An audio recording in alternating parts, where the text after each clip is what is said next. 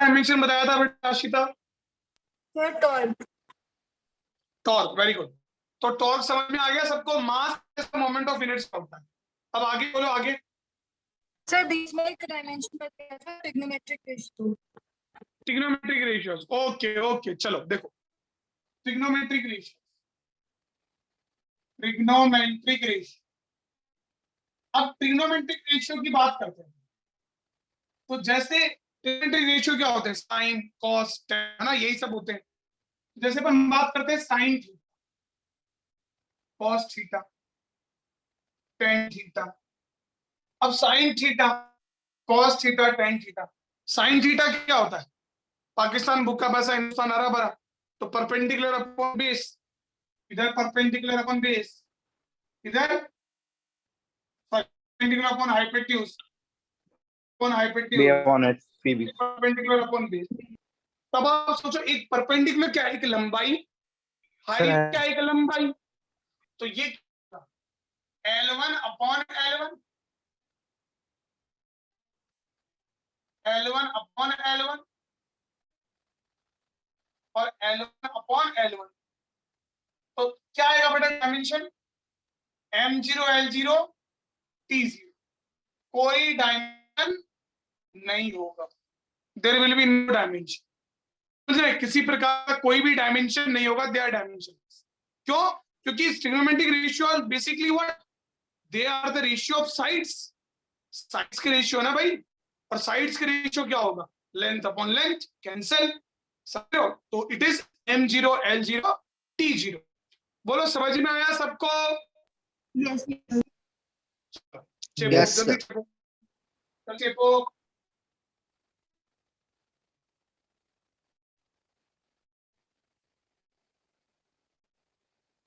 ठीक है, अभी तक तो सारे इंपॉर्टेंट थे।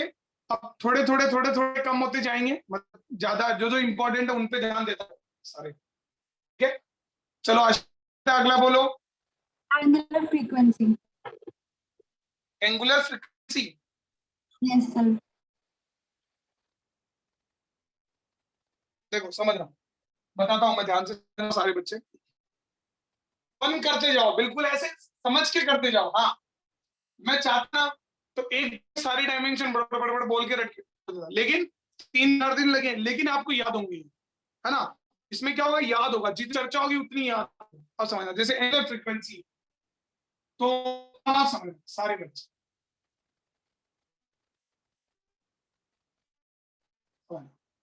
एंगुलर फ्रीक्वेंसी का सिंबल भी ओमेगा ही होता है, जो घूमेगा। आपको समझ में आएगा, दोनों सेम ही है ना। अब देखना, जैसे कोई भी बॉडी होती है ना, तो फ्रीक्वेंसी क्या होता है? One complete revolution time period, है ना, number of oscillations in 1 second होता है। तो वहां तो ऑसिलेशन होती है, यहाँ नंबर ऑफ रिवोल्यूशन होते हैं। तो यहाँ जो एंगुलर फ्रीक्वेंसी का फॉर्मूला होता है 2 पाई अपॉन टी। अब 2 पाई क्या है? 2 pi is what? A angle, एक तरह का एंगल है। 2 पाई एक एंगल है, समझ रहे हो? तो किसी भी एंगल का डायमेंशन क्या होता है? कुछ नहीं, ठीक है। तो it will be M0 L0 T0 upon क्या आएगा? T1। तो इसका डायमेंशन क्या है? T minus. ओके, तो इसका डायमेंशन किस किस के बराबर आ रहा है? एक बार याद करो सारे बच्चे, किस किस के बराबर? Very good. एंगुलर वेलोसिटी के बराबर आ रहा है, यस सर। फ्रीक्वेंसी के बराबर आ रहा है, वेलोसिटी ग्रेडियंट, ग्रेडियंट के भी बराबर आ रहा है कि नहीं आ रहा? ठीक है, यस। तो ये ठीक है। अगला बोलो बेटा आशिका। वेवलेंथ। वेवलेंथ। वेवलेंथ तो क्या होती है? सबको पता है, सिंबल होता है लैम्डा। ठीक है, जैसे अपने पास कोई वेव है, तो दो क्रस्ट के बीच की लंबाई होती है, तो लंबाई का डायमेंशन क्या होगा? खोपचे मतलब क्या होगा डायमेंशन लंबाई का? बोलो सब, एल बोलते क्यों यार? हाँ, एल, L1। मजबूर लाऊं क्या? चांदी का है, उनको लाके यहाँ बिठाओ, बोला करो, वो बोलेंगे L1। ठीक है, लैम्डा का डायमेंशन होगा L। फटाफट लिख लो, दोनों लिख लो। कोई प्रॉब्लम नहीं है, कोई दिक्कत नहीं, सब एक जैसे आसान है बिल्कुल।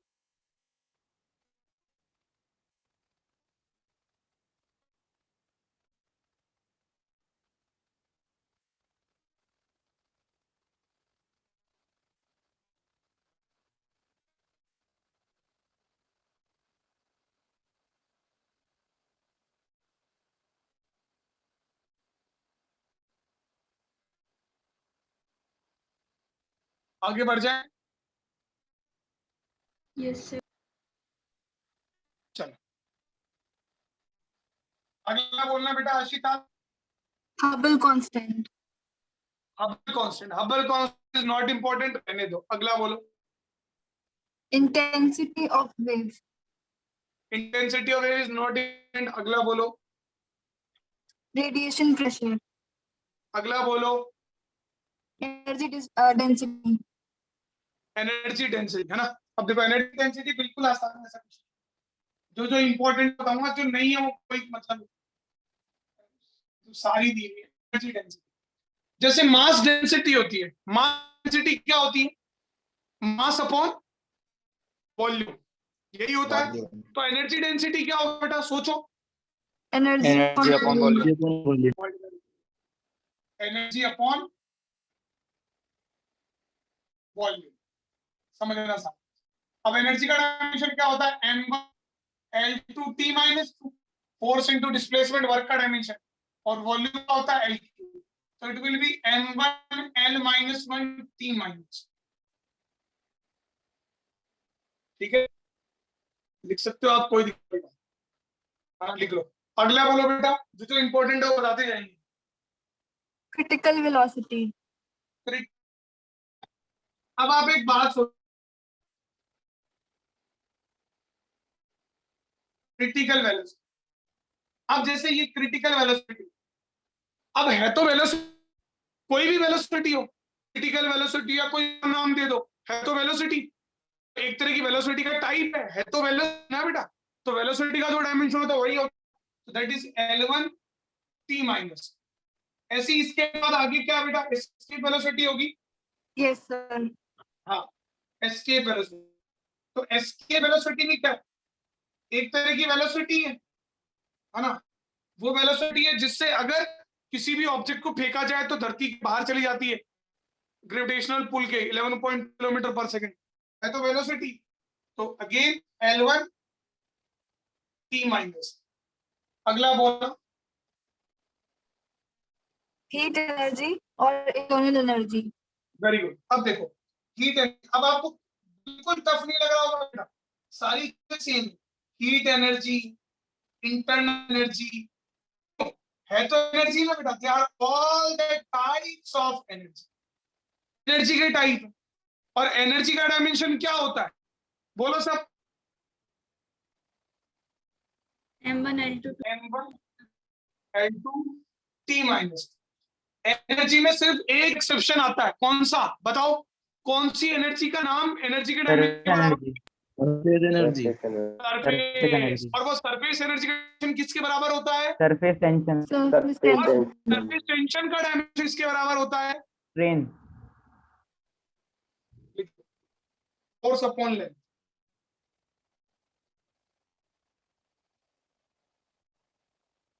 लिख लो बेटा फटाफट, कोई दिक्कत नहीं आएगी, मैं आपको बता रहा हूँ, सब याद हो जाएगा, नो प्रॉब्लम।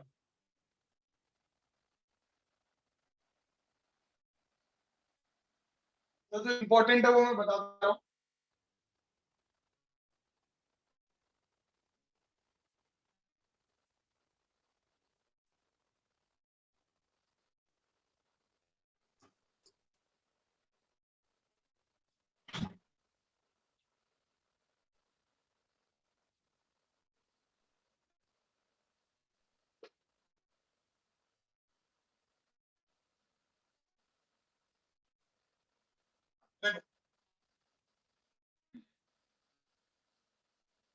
अगला बोलना बेटा आशिता।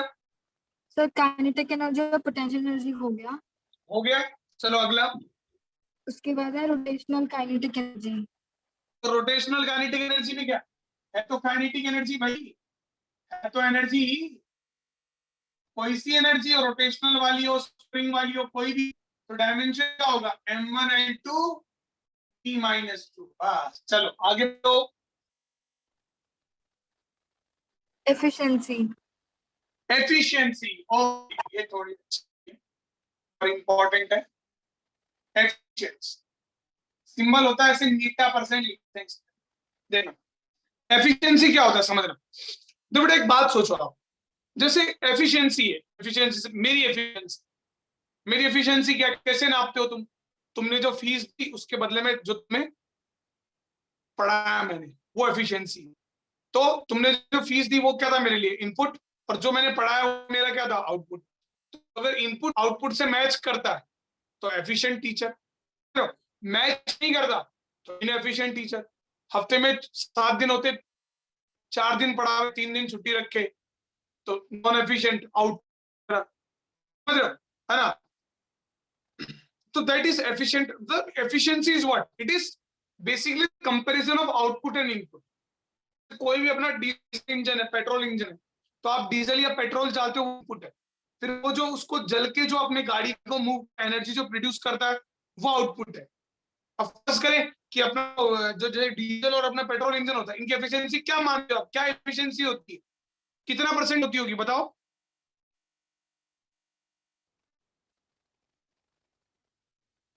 कितना परसेंट? 30 से 40%, समझ रहे हो? Only 30 to 40% is the efficiency of diesel and petrol engine. तो efficiency is what, it is output upon input.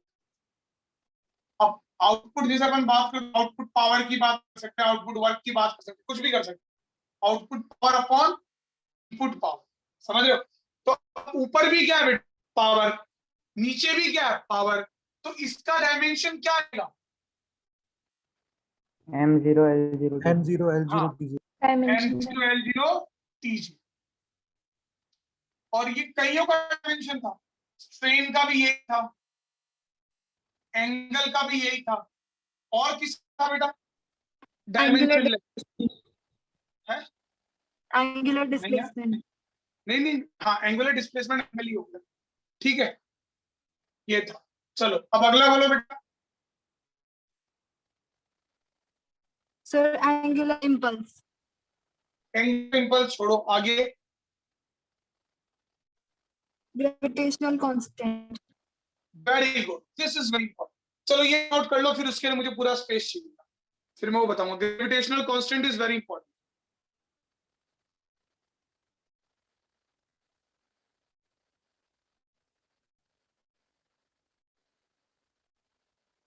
ये नोट कर लो।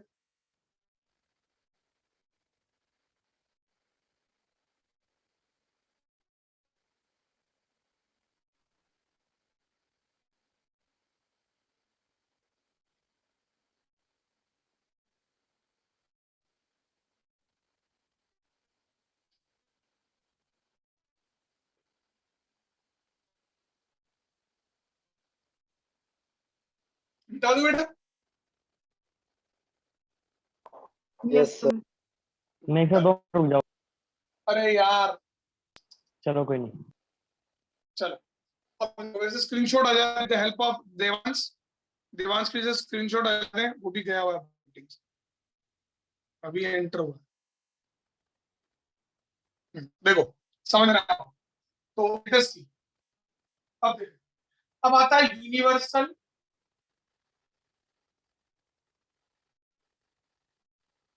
Gravitational constant. इसका सिंबल होता है कैपिटल जी। अब इसका नाम यूनिवर्सल ग्रेविटेशनल कांस्टेंट क्यों है? क्योंकि यूनिवर्स में कहीं भी चले जाओ इसकी वैल्यू एक जैसी रहती है, कभी भी बदलती नहीं, समझ लो, है ना, वो एक जैसी रहेगी। अब देखो समझना, तो अब आया कहां से ये F इज इक्वल टू क्या होता है, G m1 m2 upon r। ये फॉर्मूला सबने पढ़ा, तो G का फॉर्मूला आ गया F into r square upon m2। तो मुझे बताओ G का डायमेंशन क्या आएगा, साइड से सॉल्व करेंगे और बताओ। फोर्स का डायमेंशन, लेंथ का डायमेंशन, मास, फटाफट बताओ।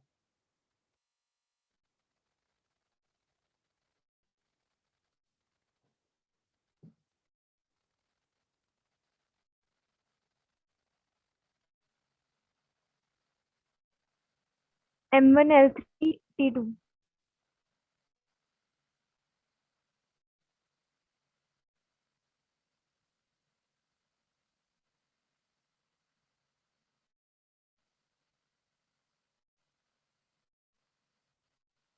Very good. देखो आराम से कर सकते हो, कोई प्रॉब्लम नहीं है।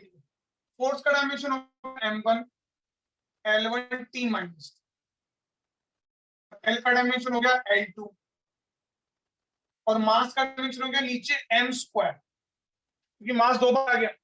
अब g विल बी व्हाट, बहुत ही इंपॉर्टेंट है बेटा, बहुत बार आया है, कोई भी एग्जाम हो जाएगा उसमें। तो ये n की पावर ऊपर जाएगा तो ये 1 - 2 - 1 हो जाएगा, l की पावर 3 हो जाएगा और t की power -2। Dimension of, very important, note कर लो। अगला क्या बेटा Ashita? Planck constant. Planck constant, very good. चलो ये भी इंपॉर्टेंट है, जो जो इंपॉर्टेंट है वो मैं बताता चलता हूं। देखो बेटा क्या होता है प्लांक कांस्टेंट, ऐसे ही समझा रहा हूं। एच प्लैंक एक साइंटिस्ट है, उन्होंने नाम दिया। देखो अब समझ रहे, जैसे कोई भी चीज है ना, कोई भी गर्म होती है, कोई भी चीज जो है वो हॉट है मान लो, जैसे ये है। तो कोई भी चीज हॉट होती है, जो किसी भी चीज को हीट देते हो आप, तो वो क्या करता है, उसके पार्टिकल हीट देने से ज्यादा तेजी से ऑसिलेट करते हैं। समझ लो, ऑसिलेशन का मतलब क्या हो गया कि वो उनका टाइम पीरियड क्या हो गया, कम। टाइम पीरियड कम हो गया मतलब फ्रीक्वेंसी क्या हो गया, ज्यादा। तो अपन ये कह सकते हैं कि किसी भी चीज को, किसी भी चीज के पास अगर एनर्जी ज्यादा है, तो जो पार्टिकल वाइब्रेशन की जो फ्रीक्वेंसी है वो ज्यादा होगी कि कम होगी? ज्यादा बोलो, ज्यादा ज्यादा होगी। ये पकड़ी प्लांक ने बोला कि भाई साहब एनर्जी जो है वो डायरेक्टली प्रोपोर्शनल टू फ्रीक्वेंसी, ठीक है, कि जितनी ज्यादा फ्रीक्वेंसी उतनी ज्यादा एनर्जी, सीधी बात है। तो जब प्रोपोर्शनलिटी साइन प्लांक भाई साहब ने हटाया तो एक कांस्टेंट आया h, दैट इज h, और h जो है वो E/F आया। E का डायमेंशन क्या होता है, m1 L2 T-2, फ्रीक्वेंसी का होता है T-1। तो h का डायमेंशन आएगा क्या, m1 L2 T-। बात समझ आई सबको? Yes, sir. Yes sir. ये चलो लिख लो फटाफट, बहुत सिंपल सा एक्सप्लेनेशन, ये ध्यान रखोगे तो बस याद रहेगा फॉर्मूला। अदरवाइज क्या होता है, फॉर्मूला याद नहीं रहता।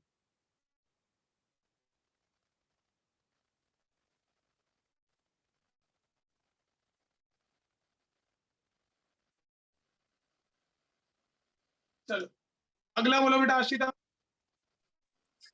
Heat capacity or entropy. अब छोड़ो एंट्रोपी, एंट्रोपी केमिस्ट्री की चीज है। आगे Specific heat capacity. Specific heat chemistry, ये इतना ज्यादा इंपॉर्टेंट नहीं है, बट स्टिल अगर कोई टीचर स्पेसिफिक हीट केमिस्ट्री, हाँ सवाल आएगा कि क्या होता है स्पेसिफिक हीट एस।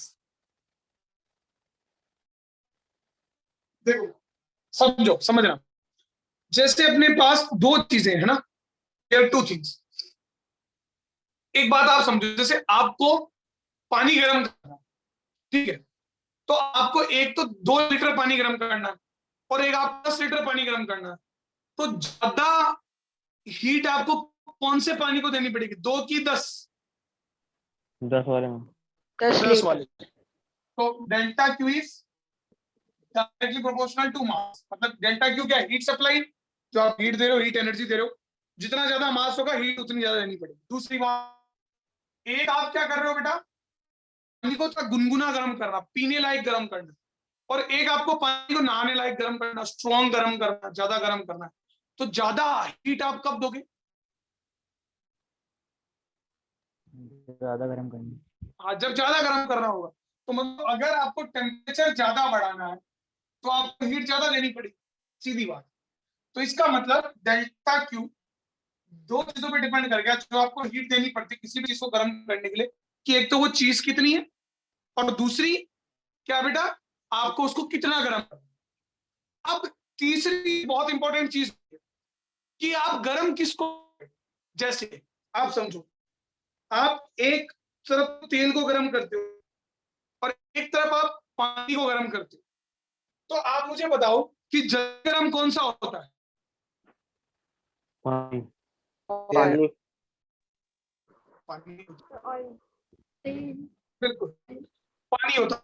अब एक तरफ अपन हाँ पानी होता है, तो इसका मतलब अपने पास एक चीज और जो इंपॉर्टेंट रोल अदा करती है कि भाई साहब आप गर्म किसको कर रहे हो। मानना आप 1 किलो कर रहे हो, 2 किलो कर रहे हो तो हीट ज्यादा देनी पड़ेगी। आप कम गर्म कर रहे हो, ज्यादा गर्म कर रहे हो तो हीट ज्यादा देनी पड़ेगी। लेकिन आप गर्म किसको कर रहे हो ये भी तो मैटर करता है।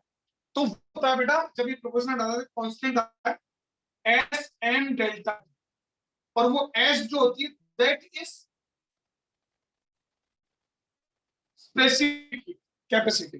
वो हर एक सब्सटेंस की अलग अलग होती है, समझ रहे हो? किसी की कम होती है, किसी की ज्यादा होती है। जिसकी ज्यादा होती है वो आसानी से गर्म हो जाता है, आसानी से ठंडा हो जाता है। जैसे मैं आपको एग्जांपल बताता हूँ, देखो जैसे अपने पास जैसे अपना राजस्थान तो रेगिस्तान है ना, ज्यादातर पार्ट।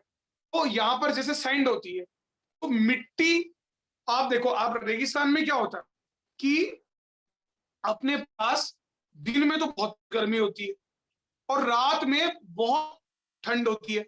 मतलब एकदम से टेम्परेचर कम हो जाता है रात में और दिन में एकदम से टेम्परेचर बढ़ जाता है। वहीं आप किसी सागर किनारे जाते हो तो वहां दिन में भी एक जैसा ही टेम्परेचर रहता है और रात में भी एक जैसा ही टेम्परेचर रहता है। तो ऐसा क्यों होता है? ऐसा इसलिए होता है कि अपना जो सैंड जो होती है, जो रेत है राजस्थान में रेगिस्तान में, वो जल्दी से गर्म हो जाती है और जल्दी से ठंडी हो जाती है, समझ रहे हो? बाकी वहां पर जो हवा है वो हवा मॉइस्चर भरी होती है तो वो आसानी से गर्म और पानी होता है, पानी आसानी से गर्म और आसानी से ठंडा नहीं होता जितना आपका रेत जितनी जल्दी गर्म या ठंडी हो जाती है। समझ में आया? तो इसका मतलब किसकी स्पेसिफिक हीट ज्यादा है, किसको ज्यादा हीट चाहिए गर्म करने के लिए? वाटर। पानी को, समझ रहे हो? Moist. उसकी स्पेसिफिक कम है। तो ऐसे एग्जांपल है, these are the some examples. तो delta S delta Q M upon delta, अब डायमेंशन निकाल लेंगे तब समझना सारे बच्चे याद रखेंगे। डेल्टा क्यू क्या बेटा? हीट है, तो हीट का डायमेंशन होता है m1L2T-, और मास का डायमेंशन होता है m1। और टेम्परेचर के लिए क्या लिखते हैं बेटा? टेम्परेचर के लिए बताओ। के m1 कट गया तो स्पेसिफिक हीट का डायमेंशन हो गया T2T-2 K-। दिस इज तो बड़ी इंपॉर्टेंट, इतनी इंपॉर्टेंट नहीं है, थर्मोडायनेमिक की क्वांटिटी है, इतनी नहीं है, फिर भी पूछ लेता है तो बता सकते, लिख लो।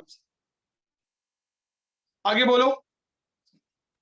जो बच्चे नए हैं जिनको ये नहीं अभी आ रहे, जैसे रोज देखता हूँ हर एक दिन एक नया बच्चा आता है, ग्रुप में तो ऐड होता है परंतु यहाँ क्लास में नहीं आता। क्लास में 42-43 ही रहते, तो वो देख ले पीछे की वीडियोस। फिर छटनी तो मैं करूंगा, ग्रुप में से जो बीमारी है वो सारी हटा जो क्लास में नहीं आते।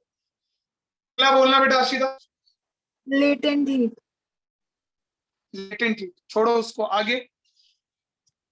Thermal expansion coefficient. Thermal expansivity. हाँ रहने दो, आगे। Thermal conductivity. आगे थर्मोडायनेमिक्स की क्वांटिटी छोड़ो, आगे चलो। Bulk modulus. बल्क मॉडुलस, अच्छा देखो, और फिर यंग मॉडुलस भी होगा है। Yes, sir. देखो चलो ये बता देता हूं, ये मिटा दूं सबको Yes, sir. जो मैं बता रहा हूँ वो याद करना बस, है ना? बाकी कोई जरूरत नहीं है। बल्क मॉडुलस ये बेसिकली क्या होता है?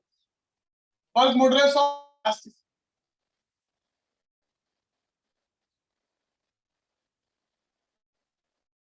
यंग मॉडुलस ऑफ ग्लास, ठीक है? बल्क मॉडुलस, यंग मॉडुलस, ये सब होंगे उसमें। बल्क होगा, यंग होगा, और एक होता है मॉडुलस ऑफ रिजिडिटी। इन सबका डायमेंशन बराबर होता है, याद करो। मॉडुलस ऑफ इलास्टिसिटी बताया था मैंने, याद करो, स्ट्रेस और स्ट्रेन वाला फॉर्मूला, है ना? Yes, sir. Modulus of elasticity उसके बराबर होता है सबका डायमेंशन। और मॉडुलस ऑफ इलास्टिसिटी का डायमेंशन किसके बराबर होता है? मॉडुलस ऑफ इलास्टिसिटी फॉर्म बताया स्ट्रेस अपॉन स्ट्रेन। स्ट्रेन का तो कोई डायमेंशन होता ही नहीं है। मॉडुलस ऑफ इलास्टिसिटी का डायमेंशन किसके बराबर होता है बेटा? स्ट्रेस के। और स्ट्रेस का डायमेंशन किसके बराबर होता है? प्रेशर के। और प्रेशर का डायमेंशन क्या होता है? Force upon area m1L - 1T। ठीक है, नोट कर लो इसको।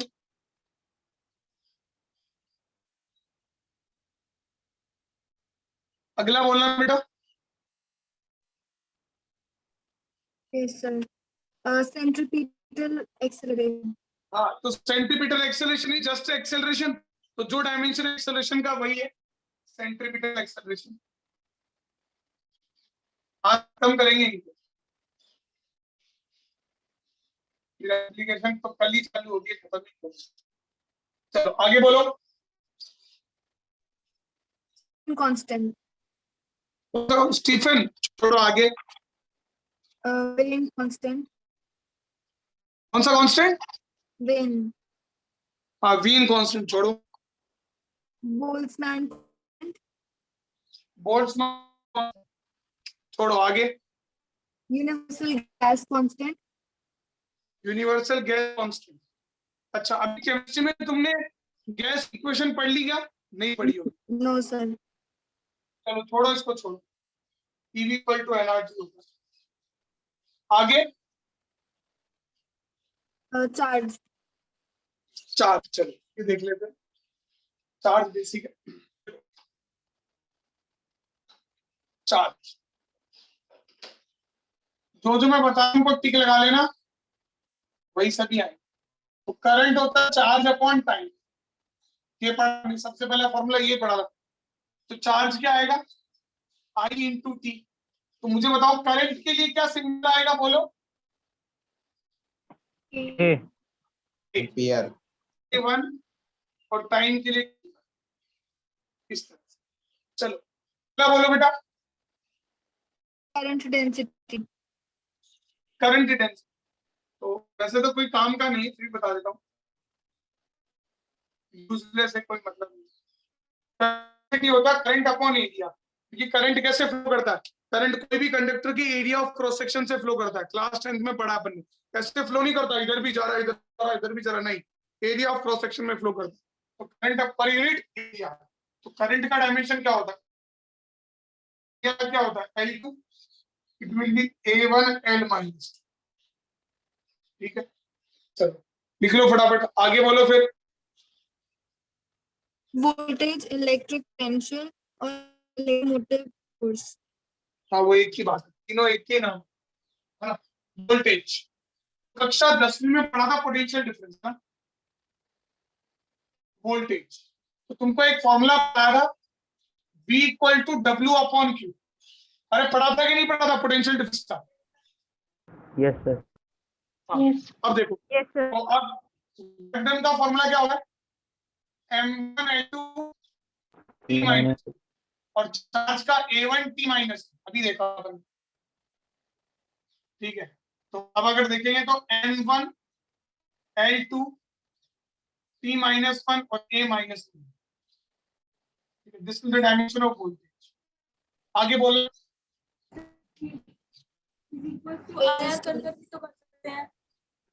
तो रेजिस्टेंस डायमेंशन पता है क्या तुमको? चलो आगे।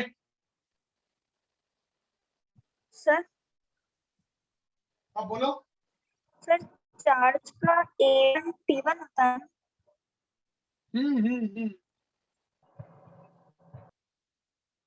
Sorry,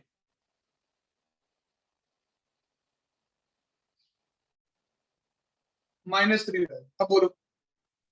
Capacitance. छोड़ो, आगे बढ़ो। Electrical resistance और electrical conductivity. छोड़ो छोड़ो। तो Electric- टोटल कितने डायमेंशन लिखा दिए मैंने अभी तक? Sir, 43. मैं यही बोला था कि 40-45। तो ये वो डायमेंशन है जो तुमको याद रख, समझ रहे हो?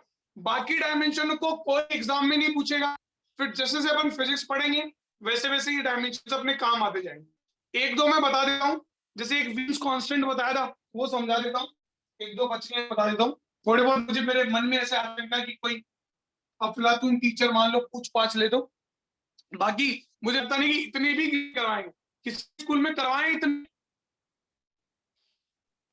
यस सर बहुत सारे करा रहे हैं सारे करवा रहे हैं?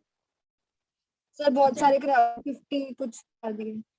अच्छा अच्छा, चलो अब आगे बढ़ते हैं। तो जैसे मीन्स कांस्टेंट जो अपन ने कराया उसके अलावा भी कुछ करवाया क्या बेटा? सर एक जो आपने बोल्ट्जमैन वाला छोड़ दिया वो भी कराया है। बोल्ट्जमैन करवा दे। तो मीन्स कांस्टेंट होता है, मुझे बता देना मैं करवा दूंगा। बी समझो, देखो क्या होता है, समझना सारे बच्चे। देखो बेटा क्या होता है, जैसे बोल्ट्जमैन ने एक चीज देखी, क्या देखा आपने भी देखी होगी, देखना सॉरी इसने वीन ने क्या देखा कि जैसे आप क्या कर रहे हो, जैसे आप देखो एक तो मोमबत्ती होती है, मोमबत्ती की फ्लेम कैसे किस कलर की होती? येलो। येलो।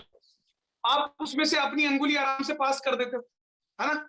अच्छा, आपके घर में गैस जलता है, गैस की फ्लेम कैसी होती है, किस कलर की ब्लू। होती है? ब्लू। ब्लू ये उसमें नेवी अंगुली ब्लू पास कर सकते हो? No sir. सर नहीं। तो मतलब उसमें जो एनर्जी है वो ज्यादा है, समझ रहे हो? एनर्जी ज्यादा, इसका मतलब उसका जो ब्लू वाली फ्लेम का टेम्परेचर ज्यादा है। तो एक तो आपके पास ब्लू फ्लेम, एक येलो फ्लेम, तो टेम्परेचर ज्यादा किसका है बेटा? इसका ज्यादा, Blue. इसका टेम्परेचर कम है। इन दोनों में वेवलेंथ किसकी ज्यादा होती है, याद करो। येलो की। येलो की ज्यादा होती है, येलो। और इसकी वेवलेंथ क्या होती है कम। यहां से कम मीन भाई एक चीज देखी कि wavelength is inversely proportional to what? Temperature. ये वीन साहब ने देख लिया कि जो कोई बॉडी होती है ना, तो किसी भी बॉडी को हीट करते हो ना, तो सबसे पहले वो रेड कलर होती है, फिर उसके बाद थोड़ी येलो होती है, फिर उसके बाद थोड़ी ऑरेंज होती है, और लास्ट में एकदम जब हीट कर देते हो तो वो ब्लू हो जाती है। तो इनवर्सली प्रोपोर्शनल होता है। तो लैम्डा इज, तो लैम्डा, तो जब प्रोपोर्शनल आया तो कांस्टेंट आया P, इस कांस्टेंट आ गया वीन्स कांस्टेंट, तो बी आया लैम्डा टी, तो बी डायमेंशन आएगा लैम्डा का क्या है L1 और टाइम का K1, टेम्परेचर का K1। तो this is the dimension formula of B. बात समझ में आई सबको? Yes sir. चलो जल्दी लिख लो, फिर बोल्ट्जमान कांस्टेंट बता दें। वापस बता दो। क्या बेटा? हाँ देखो, कोई भी जैसे बॉडी अपन हीट करते हैं, समझना, जैसे दो फ्लेम है अपने पास, है ना? एक तो कैंडल की फ्लेम है, कैंडल की फ्लेम होती है येलो, बता बेटा वापस। कैंडल की फ्लेम होती है येलो, उसमें से आप आसानी से अंगुली पास करते हो, आपको ज्यादा टेम्परेचर फील नहीं होता। लेकिन जो गैस होता है, गैस की फ्लेम का कलर होता है ब्लू, आप उसमें से अंगुली पास नहीं कर सकते, बहुत ज्यादा हीट फील होती है। तो इसका मतलब ब्लू का टेम्परेचर ज्यादा है और येलो फ्लेम का टेम्परेचर कम है, और येलो की वेवलेंथ ज्यादा होती है और ब्लू की वेवलेंथ क्या होती है, कम। तो इसका मतलब wavelength is inversely proportional to temperature, मतलब जो ज्यादा वेवलेंथ की लाइट इमिट कर रहा है उसका टेम्परेचर कम है, और जो कम कर रहा है वो उसकी ज्यादा है। तो जब ये तीन आदमी ने जब प्रोपोर्शनलिटी साइन हटा था, कांस्टेंट बी, तो इस बी